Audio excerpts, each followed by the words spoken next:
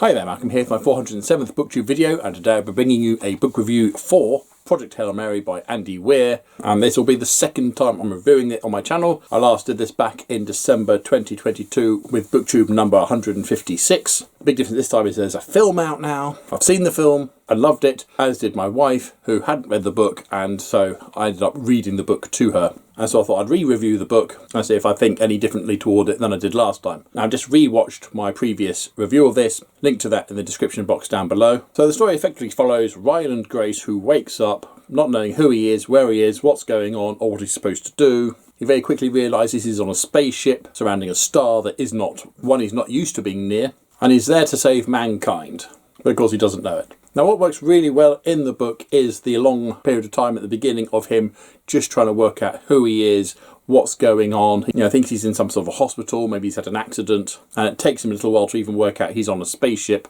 And the spaceship itself restricts his movement across it due to his limited knowledge of what's going on. As things return to him, is he able to give passwords like his own name in order to be deemed capable enough to go into the control room and find out what he's supposed to be doing. The character of Ryland Grace is very analogous to the one that we meet in The Martian. He's very self-depreciating, he's very clever, but at the same time not necessarily quick on the uptake. He's got a very specific sense of humour and way of looking at the world. And of course, if you've seen the trailer to the film, or seen the film yourself, you'll know that he meets an alien while orbiting this strange star who's there for the same reasons he is. These two have to work together to solve the problem that they're there to solve. So what develops is a wonderful story of friendship between two very different beings as they work toward a common goal. The story is interspersed with flashbacks to the past as we follow Ryland as he's initially enlisted. He finds out more about what the problem that needs to be solved is, and he works very hard in order to help resolve this problem. A specialist crew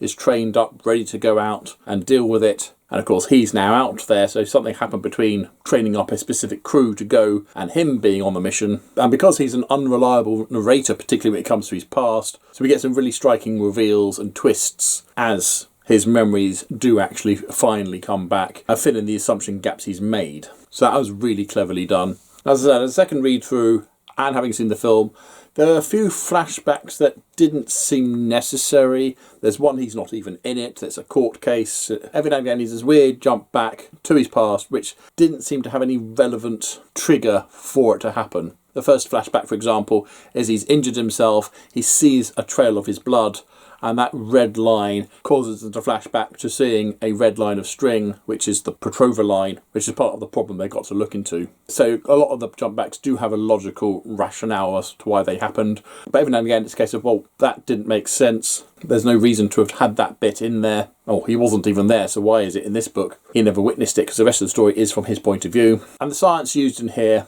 is very straightforward, easy to follow science. It doesn't get too complex. But at the same time, it felt a little bit showy off. Most authors would be quite content just to say, I sat down and I scribbled out some equations and I worked out this was the result. Or I set up an experiment and tested it and it turned out that it behaved like this, which meant this was the result. But no, we kind of get a bit bogged down in some of the minutiae of what he did, how he did it, the rationale why he did it, and what the result then ends up being.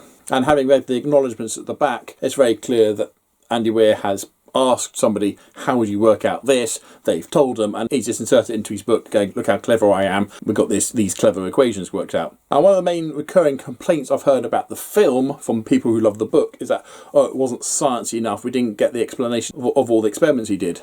Whereas actually a lot of them were unnecessary in the first place and over explained to actually mean they were unnecessary in the first place, and so I'm quite glad that they did drop them from the film. Now, quite often when I read a book and then see the TV series or the film, particularly if it's a book I've really enjoyed, the characters that I've read about and created in my head from what I've read stay even after I've watched a particular actor portray that character. Jurassic Park, for example, the character of Alan Grant that I created in my head still is the Alan Grant for me. Sam Neill did a great job, don't get me wrong, but at no point upon rereading Jurassic Park has any of the actors replaced my created characters for that story. In this one, however, Ryan Gosling is Ryland Grace, which kind of suggests that the character that is built in the novel is so superficial, or that Ryan Gosling did such a good job, that whoever I had created was instantly removed as soon as I saw Ryan Gosling playing it, and I thought, that's Ryland Grace, no question. And so with Matt Damon in The Martian is the main character of that one. I found that Andy Weir's characterizations of his characters is very superficial, which is great if you want to insert yourself into a book, but it's not so good if you want to have a lasting impression. I previously read this lesson 4 years ago,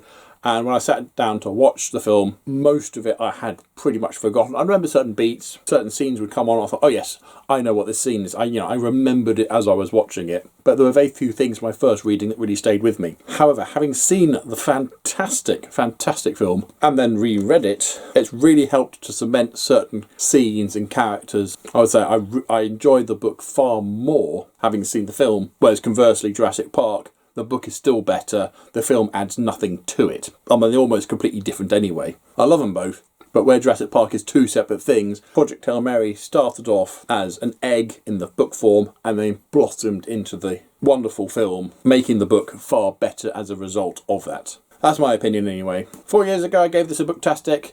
Does it still deserve it today? I'll say if you haven't seen the film, it is probably worth buying. But if you've seen the film first and then curious about the book, I would say the book is booktastic because the film really does do a lot of the legwork that the book has perhaps skimped on. So, have you read Project Hail Mary? Have you seen the film? What did you think about them? Comment down below, please. But as usual, if you've nothing nice to say, then please keep it to yourself. Thank you. Don't forget to like, subscribe, and other YouTube things.